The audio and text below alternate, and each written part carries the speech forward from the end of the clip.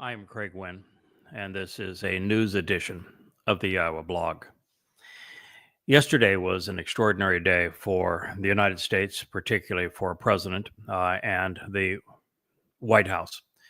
And on this portion of the YAHOWAH blog, I want to address one of the two greatest threats to the world today. The one I'm not going to discuss at this moment, but I at least want you to be cognizant of it, is that there is the myth that there is a Palestinian people who have been robbed of their homeland and that Israel must either be eliminated or move someplace else in the world so these mythological people known as the Palestinians can have a state of their own. It is one of the most diabolical deceptions ever perpetrated on the majority of people worldwide. And the consequence of this deception will likely lead to World War III. There is another deception, however, that is equally likely to ignite World War III. And it is the one that we saw play out yesterday in the White House. This is the first day of March of 2025. The meeting was between Vice President Vance, President Trump, and President Zelensky of Ukraine. And for the world to see, I'll just briefly recap that meeting, and then I want to tell you the truth so that you know what led up to it, because it is one of the most perplexing things I think I have ever encountered in reporting news, and I have been doing this now for well over 20 years. I've had a number of talk radio programs, one where I was the host of Shattering Myths, where I discussed the news 5 days a week, sometimes 6, and have been on, well, as many as 10,000 radio programs. So I've done this for a long time. And I think that the myth of how the Ukrainian-Russian war was started and why it exists today is one of the most misunderstood of, well, maybe of the last 100 years. So I do want to discuss it. But before we get into it, the Oval Office meltdown yesterday. As I understand it, and I have now listened to a long-form interview on CNN where the host was obnoxious and Secretary of State Rubio was really extraordinarily articulate. And he explained what transpired before this meeting, where Zelensky had assured him that the mineral rights deal would be approved, and that actually it had been approved by the Ukrainian government. But Zelensky chose not to sign it. He wanted that showdown that he got in the Oval Office. The purpose of the mineral deal that Trump anticipated, which was the only reason for the Zelensky meeting, was not to pay for additional additional weapons from the United States to fund the war. It was so that the United States would have a vital interest in Ukraine, and because it has a vital interest in Ukraine, that would protect Ukraine from any further, let's use the word aggression for right now, from Russia, because United States interest would therefore be at stake. And it was a way of having the United States involved in Ukraine without having Ukraine be part of NATO or positioning U.S. weapons in Ukraine, which for Russia would be exactly as the U.S. responded during the Kennedy administration when it was learned that the Russians had put nuclear weapons in Cuba. And what we'll find is that this whole episode in Ukraine is nothing more than the Cuban Missile Crisis played by idiots this time. It's a repeat of it, but with very different results. Anyway, That agreement was not to buy more American weapons, which I had originally assumed it was, but instead it was to have the United States involved with Ukraine in a way that was not going to be draining financially for America, would not be draining for the Ukrainians, would be a mutual partnership, but would have the U.S. involved in a way that was not militaristic and therefore not threatening to Russia. And it was a way to avoid putting the Ukraine as part of NATO, which would be a disaster for the world. It would immediately lead to World War III. And so when Zelensky wouldn't sign the agreement and the prior discussions to the televised meltdown, what he wanted instead is to see if he could outwit the U.S. president and play on America's ignorance of how this war began and the state of affairs in the Ukraine, such that he could get the United States to either invest in more weapons for the Ukraine, send troops to the Ukraine, or assure that the Ukraine would be part of NATO, whereby it would be known that should that be the case, then if there was a war between Russia and Ukraine, then it would have to be a war between the United States and Russia, which of course would have nuclear consequences, which is why it's one of the dumbest things imaginable. And so when the intent of the meeting, the whole preamble and the pretext of the meeting as communicated through Secretary of State Rubio and Zelensky to Donald Trump failed to materialize, what you saw was the President of the United States trying to demonstrate to the American people that this is not a man who wants to end the war. And as such, he's not someone that America can deal with. And in that regard, for the most part, Trump's response was actually fairly measured. I thought it was bad theater for the White House. I thought it was embarrassing in some ways that it was kind of a brats fighting in the sandbox. But it was Donald Trump's way of saying, you came on one pretext. You know that the United States was never going to again encourage your participation in NATO, but because your ongoing conflict with Russia would guarantee a war between Russia and the United States, which would go nuclear. So that is really foolish. It's not going to happen. And we're not going to continue to arm you so that you're not interested in ending this war with Russia. And so that was the purpose of Trump's news conference, which I think could have been said much better. And as it would turn out, Trump actually said it much better later that afternoon on the way to Marine One as he was preparing to fly to Mar-a-Lago in Florida for an event. He was exceedingly articulate as to why Zelensky was not a partner for peace and why the United States could not continue to work with him under these circumstances. Now, all of that said, I am non-political and therefore apolitical would probably be the best term. So I'm not taking a political side here. I just want you to know the facts, and I want you to have an overview as to what happened yesterday. Because as I engage in X this morning, what I find is that maybe 5% of those participating have some knowledge of how we got into this place, but no one has the whole story. And some 95% of the people are simply yelling at one side or the other. So let's begin. In the Ukrainian-Russian conflict, the facts are actually irrefutable, and they are readily accessible.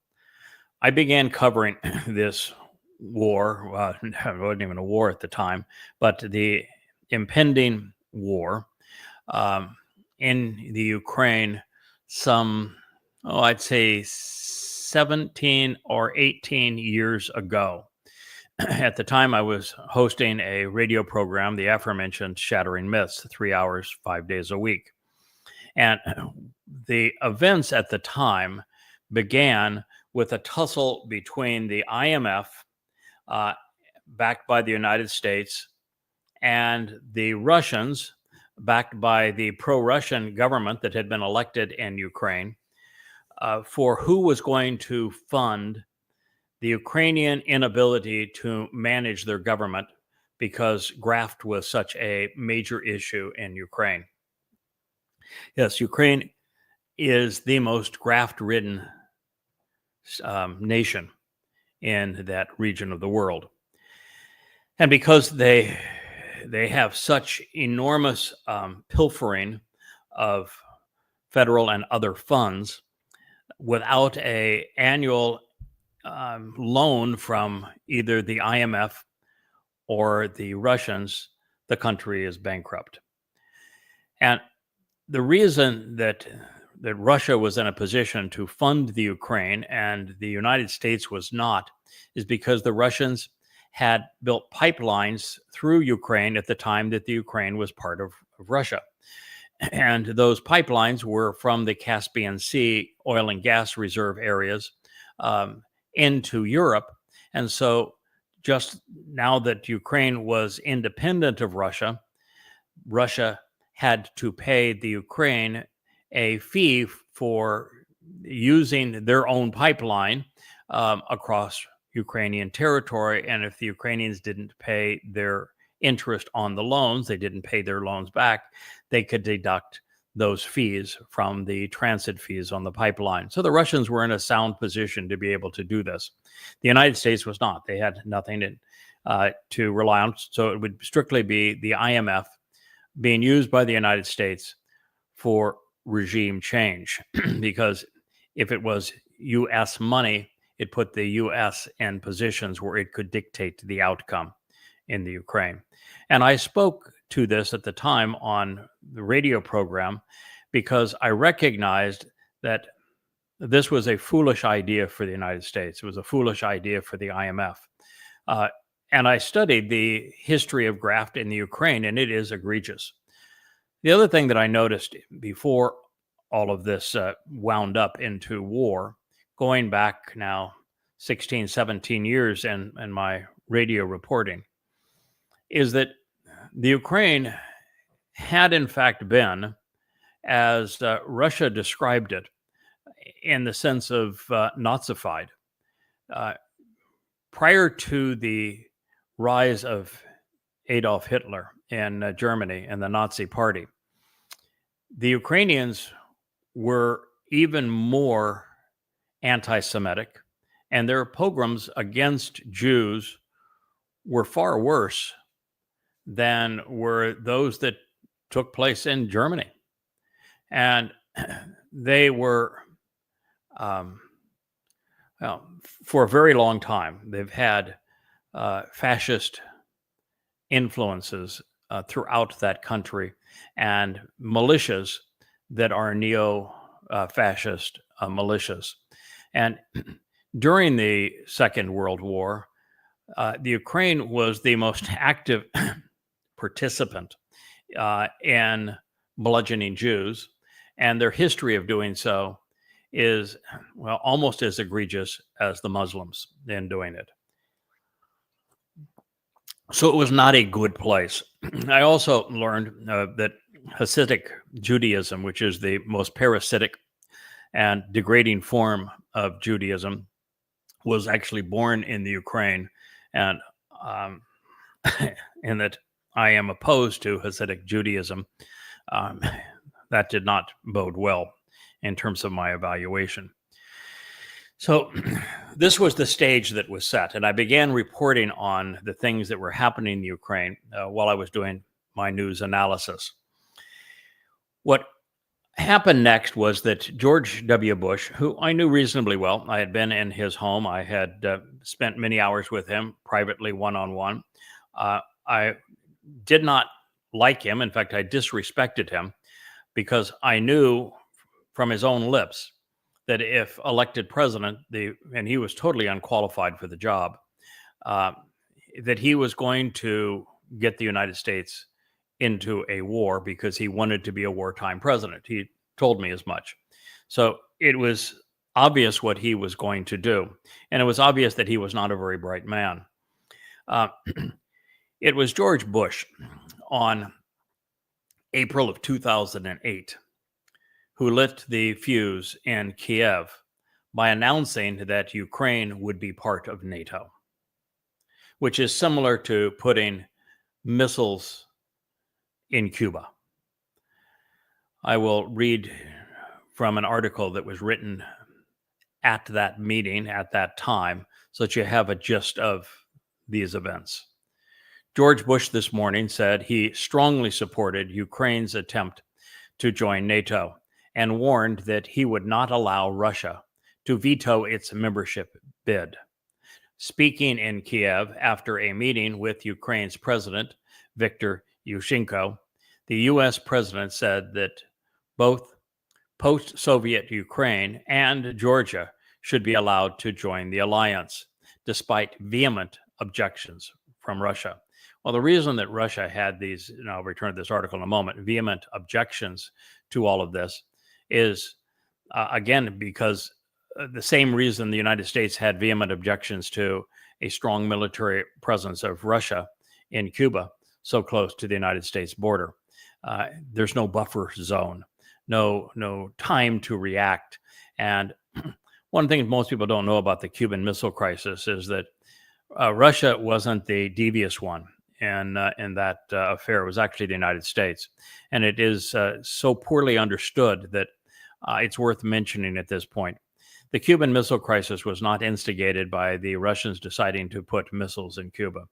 It was instigated by the foolishness of including Turkey and NATO so that U.S. nuclear missiles could be positioned alongside Russia and the Soviet Union at the time in Turkey. And so the Russian response was the only response the United States would heed, because through diplomatic channels, the United States was belligerent and it would not remove those nuclear weapons from the Turkish-Russian border regions. And therefore, the Russians had no choice but to deploy nuclear weapons in Cuba. So the settlement for all of this, when Khrushchev and Kennedy negotiated the terms, is always published in America as Kennedy got Khrushchev to blink and to remove those weapons with an agreement from the United States that it would never again invade Cuba. But there was far more to the story. You see, that deal was actually exactly what Russia was trying to achieve, which is the removal of ballistic missiles from their border with Turkey, which is what actually resolved the crisis. World War III was averted because politicians, much smarter than we have today, much more moral, removed the threat. So it's important that you know that, because we're playing this game again, but now with idiots.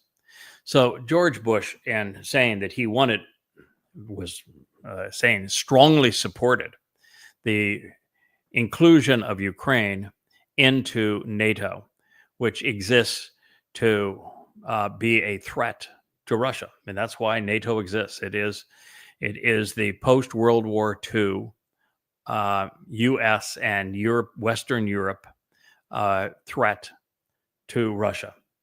And it calls for, demands that if any one nation is attacked, that all nations have to come to that nation's defense. So if the Ukraine was part of NATO and there was a Russian invasion, the United States would have to send troops and weapons and declare war against Russia, which would lead directly to World War III and a nuclear holocaust. So what George Bush did was unbelievably stupid. fact, I saw a picture today of him there with Condoleezza Rice and his Dick Cheney. I mean, just the maestros of evil, Rumsfeld. It just gave me the creeps to see that group gathered in the White House for all the chicanery that they imposed on the world.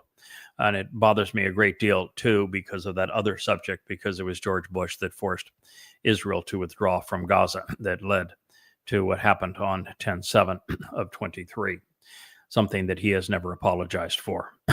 So here we are with the United States saying that not only is Ukraine going to be part of NATO, George Bush is there in Kiev making the announcement, and he says that he didn't give a crap whether Russia hates it or not. He was not going to allow Russia to veto that maneuver. And so he was essentially pledging the world, to World War III.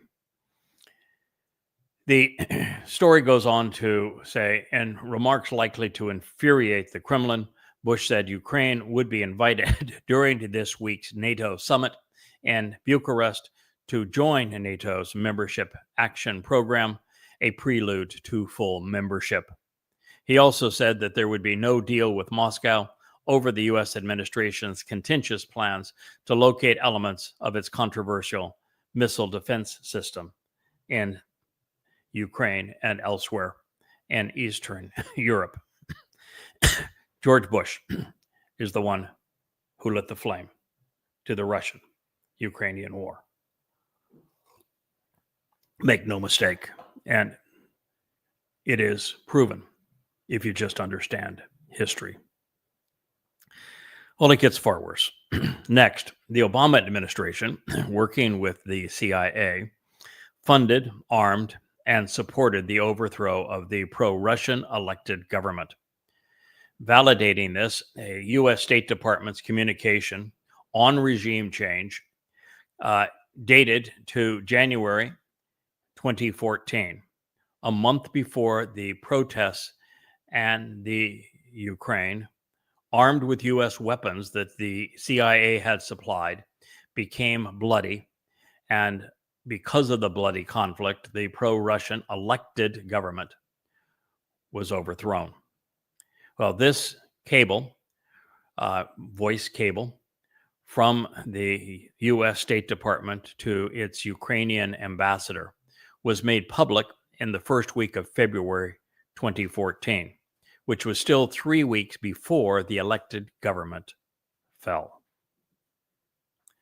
And I quote from a news source contemporaneous with this event, in case, well, everyone seems to have missed it.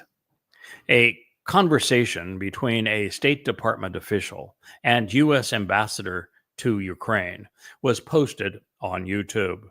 It revealed an embarrassing exchange on U.S. strategy for the overthrow of the government in that country, including a crude American swipe at the European Union.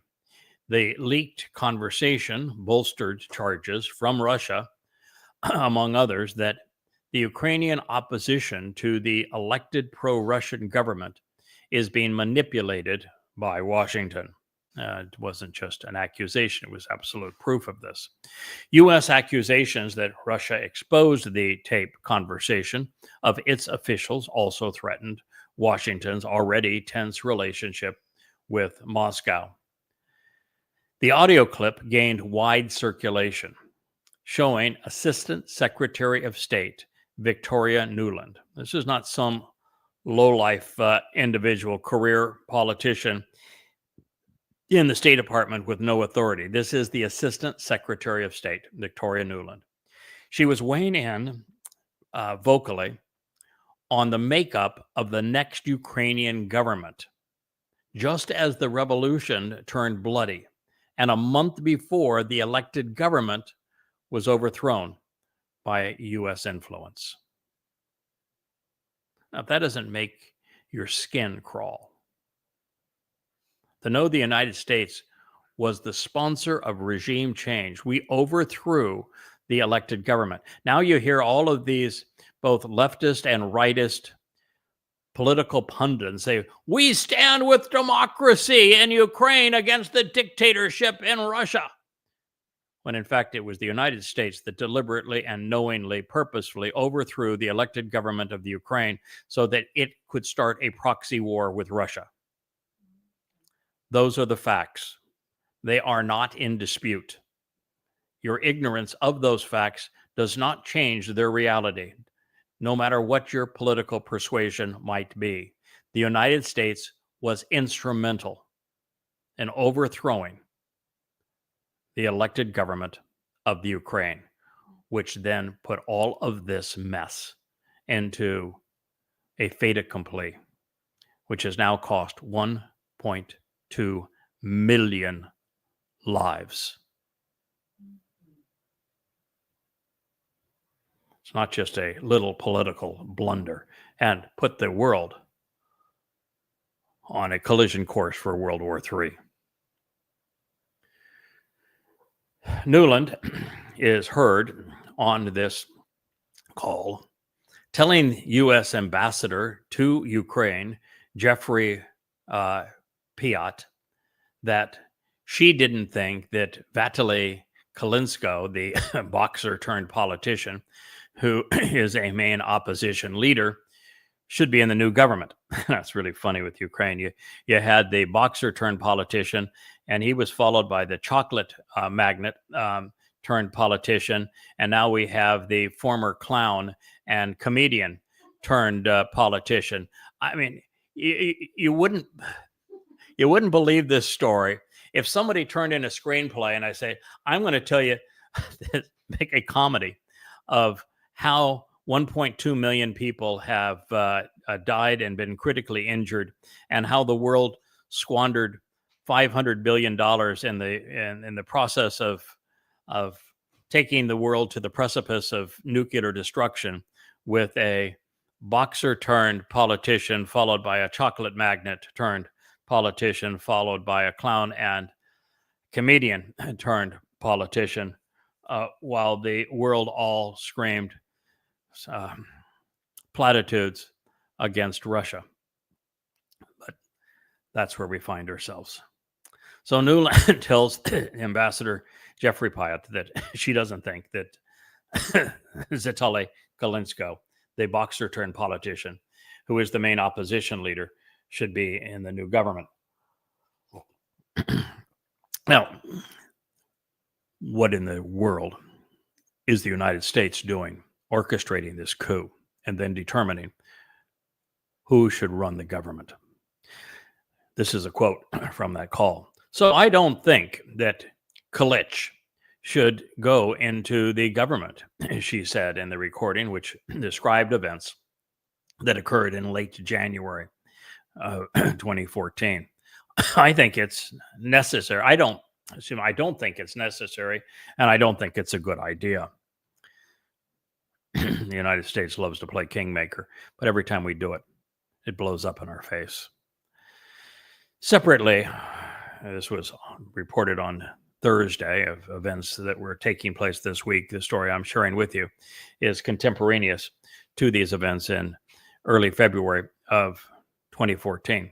So it reads separately on Thursday, a senior Kremlin aide accused the United States of arming Ukrainian rebels, which we did. The United States did that very thing. That's how the Ukrainian revolution turned bloody, because the peaceful protests were not enough, and warned Russia would intervene to maintain the security of its neighbor. The United States didn't care. That's what the U.S. wanted, was a proxy war with Russia. U.S. officials, while declining to confirm the recording's contents, didn't dispute its authority. And I quote, "I did not say that it was not authentic," State Department spokesperson Jen Pulaski said at a news briefing. I did not say that it was not authentic. Matter of fact, she would go on to say that this is what diplomats do, you know. Of course, it was their voices, easily proven that it was their voices. And the Russians caught them barehanded. Therefore, the only rational conclusion that can be drawn from the evidence is that the U.S. lit the fuse by determining that the Ukraine would not only be part of NATO and a threat to Russia, but that it would also deploy U.S. weapons against Russia in 2008 under the Bush administration, and then played a decisive role in overthrowing the elected government of the Ukraine because it was pro-Russian in 2014. It only gets worse. You might say, no, can't get any worse than that, right? Yeah, it does.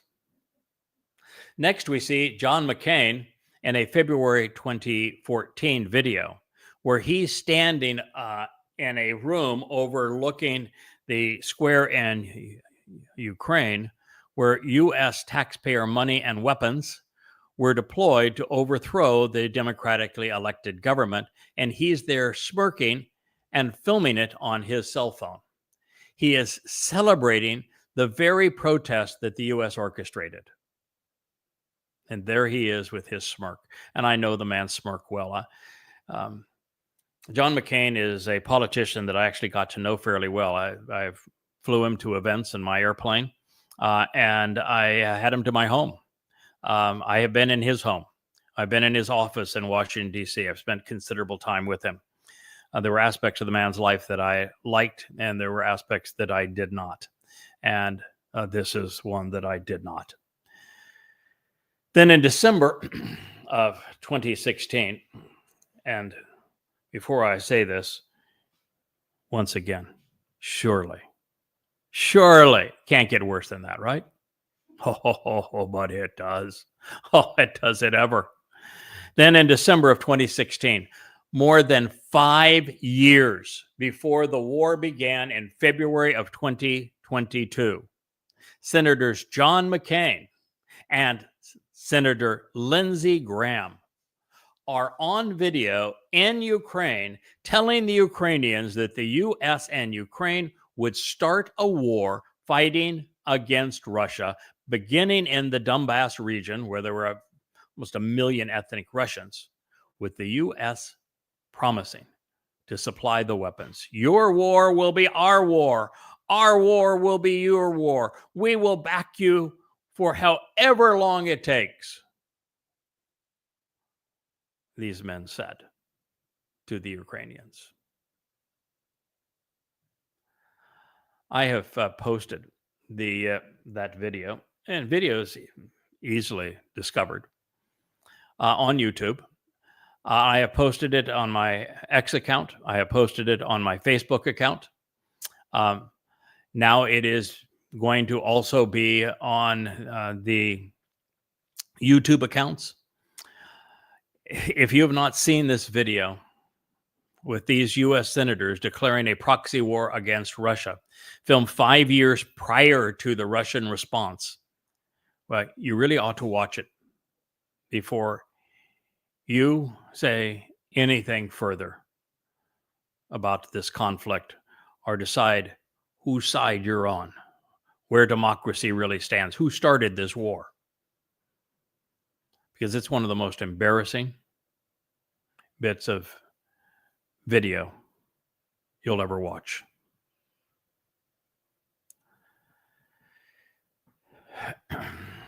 On the same trip, Republican Senators Lindsey Graham and John McCain spent the new year in Kiev, where Petro Poroshenko gave them both state medals. Yeah, the Order of the Ukraine. They were later pictured with a group of military men drawn from units engaged in the, genocidal, really, anti-democratic war against the people of Donbass, in which had become even more violent in the weeks preceding their visit, with Kiev continually violating the Minsk II agreements. The senators were trying to bestow international legitimacy onto what it was blatantly neo-fascist, I would say genocidal, regimes that reigned in the Ukraine. And they were already battling ethnic Russians in the Donbass region with the United States support and encouragement, because these two men wanted to continue the Cold War. No other reason. They despised Russia because they were old Cold Warriors and they longed for the good old days. And part of the reason, too, most people don't know this connection, but Lindsey Graham ran against Donald Trump when he ran for the Republican nomination, when he ran against Hillary Clinton. And at the time, the Republican that was most annoying to Donald Trump was John McCain. It is why, well, I'll share this with you in a moment.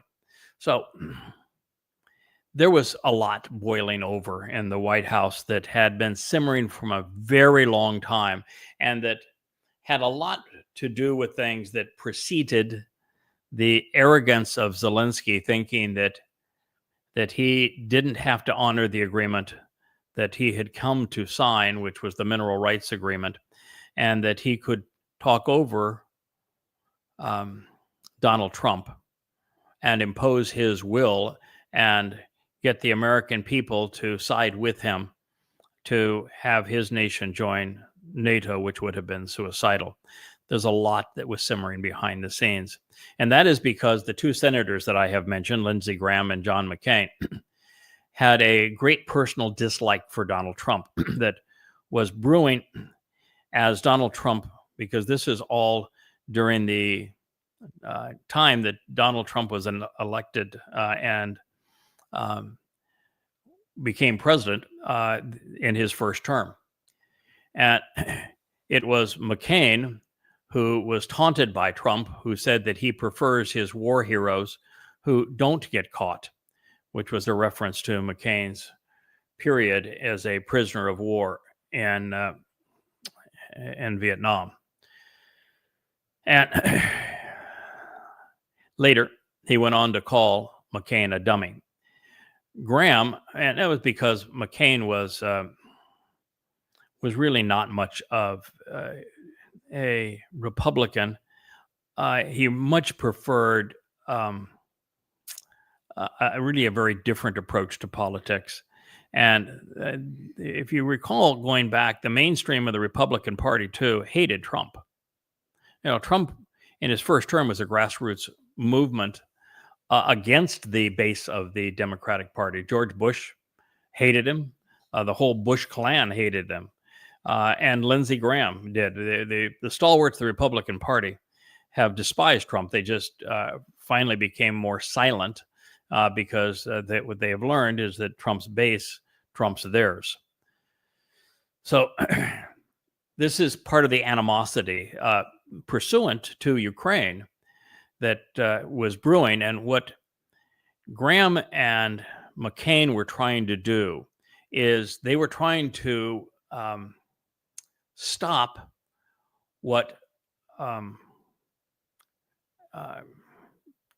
Donald Trump was trying to reset the relationship with Russia. He had a special term for it. Operation Cooperation is what he called it.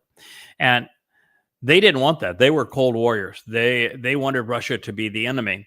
Russia didn't want to be the enemy, and but they did. And so their grudges against Donald Trump and their grudges against Russia was largely why this duo waged this propaganda war, which they were exceedingly successful at waging this propaganda war in the mainstream media, because the mainstream media was so anti-Trump that the enemy of my enemy is my friend kind of mentality.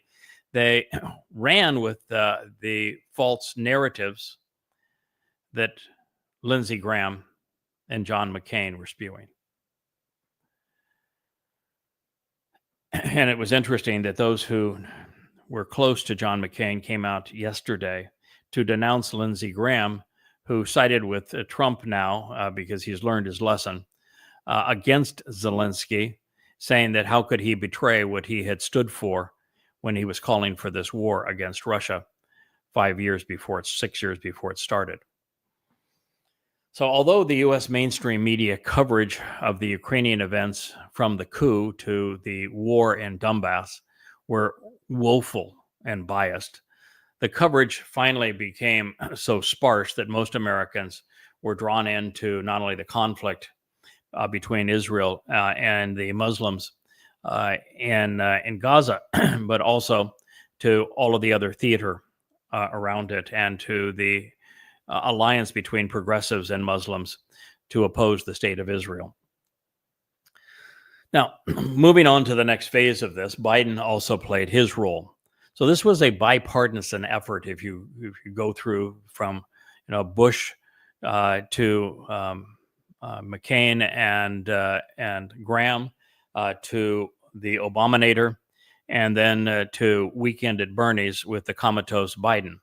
He played his role, refusing to back down on weaponizing the Ukraine by their inclusion in NATO. I remember when we were first hearing this, and I kept on hearing Biden say that we will not back down. We're not going to exclude Ukraine's entry into NATO. We're not going to discourage their inclusion into the European Union. Well, Russia just needs to shut up and sit down. And he was doing it when Russia made it so clear that if you don't back down on this, if you try to include Ukraine in NATO and weaponize it, then we have no choice but to invade. And so when the United States stopped listening to Russia's words, Russia positioned its troops around the eastern part of the Ukrainian border and say, I'm going to give you a month. Back down. Back off. Or there's going to be war. And rather than negotiating with Russia, rather than saying, this is really a dumb idea, well, we're not going to do that. No one needs this war. Biden doubled down, became even more vicious against Russia, and then began to sanction everything you can imagine in Russia and stealing Russian assets all over the world. And positioned it as Russia was the aggressor, knowing full well that wasn't true. It is one of those situations where, the old line, you can fool some of the people all of the time, all of the people some of the time, but you can't fool all the people all of the time. Well, in this case, both with the Fakistinians and claiming that they have been ousted from their state of Fakistan, and this whole mess of Russia being the aggressor in the Ukraine, is indeed all of the people have been fooled most all of the time. We made war inevitable.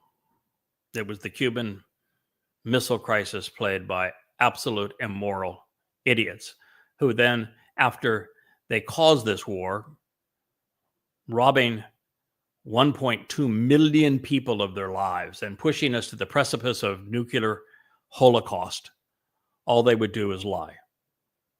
I have no respect for any of them. This war has to end. Well, if that were not enough, America, as we now know, and throughout the media, if you even presented any of these elements that I'm sharing with you, which are irrefutable, they're just simply truth, you were called a Putin sympathizer. Now, I don't give a rat's ass about Putin. Putin is a man who only cares about one thing, and it isn't Putin, it's Russia. He's very popular in Russia because of that.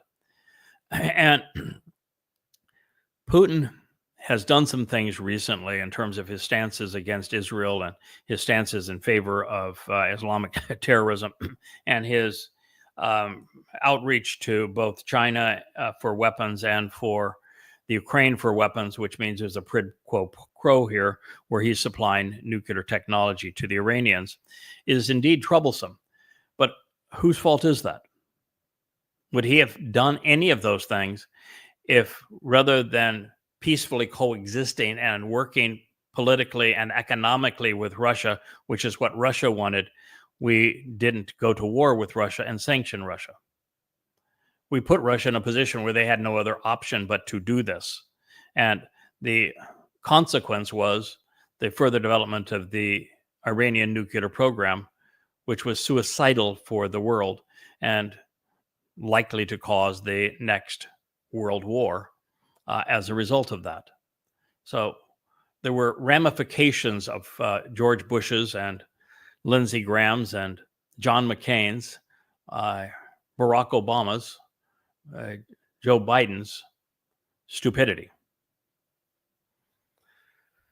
So, fanning the flames of war, the U.S. allies gave Ukraine $500 billion in weapons to kill Russians, of whom 1 million Russians were killed or seriously wounded, probably 200,000 or 300,000, maybe Ukrainians. We really don't know the overall numbers. Certainly, it's in the hundreds of thousands on both sides. Were killed and severely wounded. In fact, there really is no fight left in the Ukrainian military because they've been in war at too long. They haven't allowed those who were initially conscripted to leave the combat zone. They're not properly supplied. It's just a death trap for them. And the weapons that are being used against Russia are uncivilized. We're supplying cluster bombs to Russia, the same kind of weapons that the United States used in Iraq. It's unfathomable that we would do these kinds of things, but we have. And we have provided all manner of anti-tank weapons to take out Russian tanks and drones and you name it. So when people brag and say, "Yeah, who would have thought Putin never would have thought that the Ukraine could have ground him to a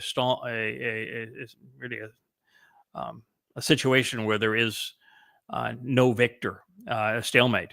But $500 billion buys a lot of weapons. The U.S. and Europe have emptied the storehouses of weapons to wage war with Russia, and part of all of this too is the realization there never was a potential for a favorable outcome, and that's one of the things I hold against nations. Like when the U.S. invaded Afghanistan, it was a really bad situation there, much of which the United States is guilty of creating when Zbigniew Brzezinski rented the Taliban by bribing the Pakistani government with advanced weapons so that we could fight a proxy war against Russia in Afghanistan. And it led to the formation of Al-Qaeda, which then attacked America on 9/11. We do some really stupid things without thinking through what the consequence is going to be. We deposed Saddam Hussein when, even though he was an evil man, he was the most pro-Western dictator amongst Muslim nations. Well, he was because the Shah of Iran was ousted by Jimmy Carter. And what did we get for ousting the Shah of Iran? We got the Ayatollah Khomeini and the devastating effect for the Iranian people and for the world. The United States decided that Muammar Gaddafi was a bad guy. Yeah, it probably was. But what we got instead of him after deposing him was a gang of hoodlums and Islamic jihadists. The United States, and it was largely John McCain, who formed alliances with all manner of Islamic State terrorists and Muslim mujahideen to overthrow the Assad regime because, well, the Assad regime was buying their weapons from Russia. That made them bad. So we started the Syrian civil war, which caused the migration of millions of Syrians into Europe, which changed the political climate of Europe forevermore. We just don't think of the consequence. And now in Syria, that Assad, who was a very bad man, has been overthrown. You have the Islamic State in charge of Syria, which is far worse. Every time we do something, we invaded Iraq because we decided that Iraq bad because Iraq wanted to invade and take over Kuwait and Saudi Arabia, which actually would have been good for the United States because he was a secular leader and they were fundamentalist Muslim leaders, and they were the ones that funded not only 9/11, but they fund almost all of the most fundamentalist Islamic mosques in the world that fanned the flames of Islamic terrorism. And Saddam Hussein despised Islamic terrorists. And George Bush lied and said that, he was sponsoring Al-Qaeda and harboring Al-Qaeda, when in fact it was just the opposite. Saddam Hussein despised everything associated with Al-Qaeda and Osama bin Laden. So we just lied and we went to war, sacrificing Americans' blood and coin, fighting a battle to protect the Saudi Arabians.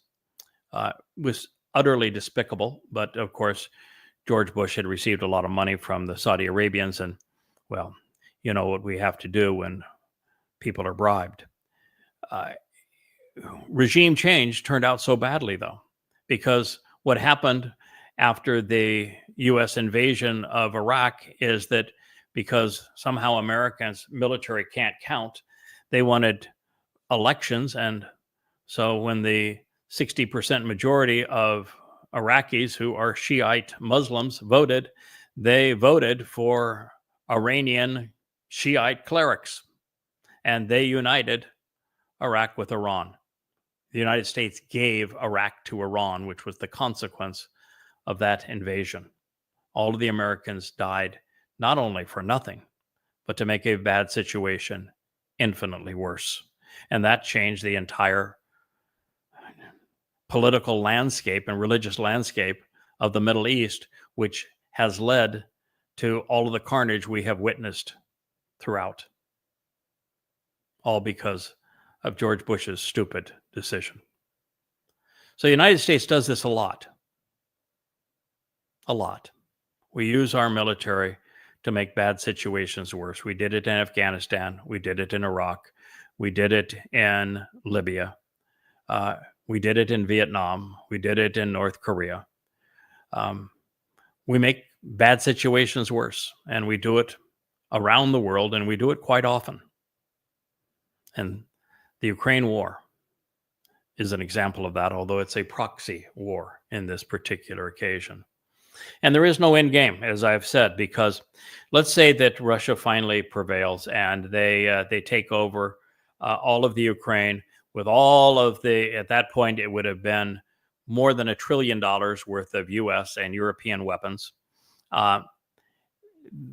They squandering probably at that point of 2 or 3 million lives, destruction of the country, and a hatred that would boil over into another war between Russia and Europe and the United States for opposing it.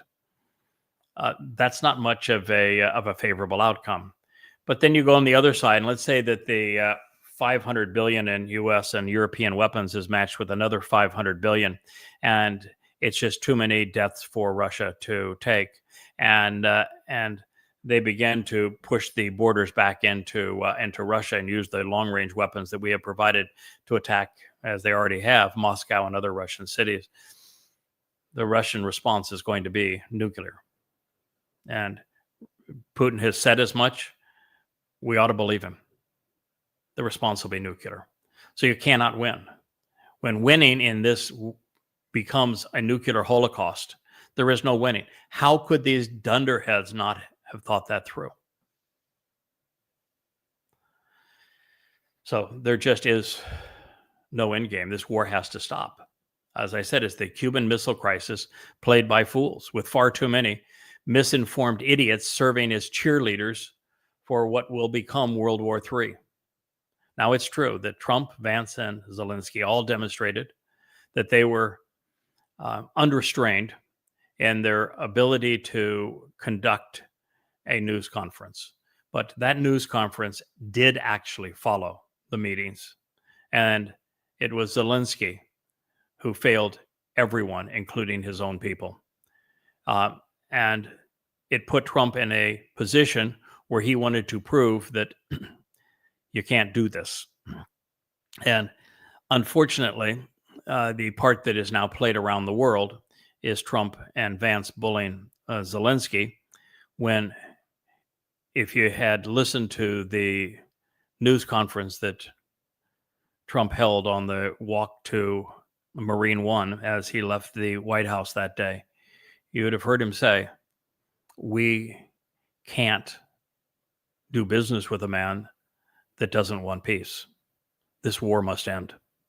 Trump's right. The war must end. And the only way for this war to end is to negotiate with Russia, since we instigated this war with Russia. And so long as Zelensky is provided with weapons, he will not end this war. He wants to continue it. This war cannot continue. And Trump made that crystal clear. We cannot continue to supply him with weapons. Now, does it help with all the name calling? No. Is any of that beneficial? Absolutely not. It degrades the office of president and the White House. But he's right in that Zelensky is a warmonger here. Zelensky has also got his hands in the cookie jar. He's likely stealing as much as 5 to 10% of that money that has been provided to the Ukraine. And his generals are stealing the U.S. and Europe blind as well. It is the nature of the Ukraine and their politics and their morality, and has been for a very long time. I don't speak that to be nasty to Ukrainians. I just tell you that that is a fact, and it's been known for a very long time. And you have to be very careful as to who you say you stand with and are allied with, or you could walk out with lice and fleas. And this is not a good situation. But when Trump simply explained on the way to Marine One, we have to defund and disarm Ukraine so that the Ukrainians are willing to negotiate a peace settlement with Russia. It needs to be done. And that has to start with a ceasefire.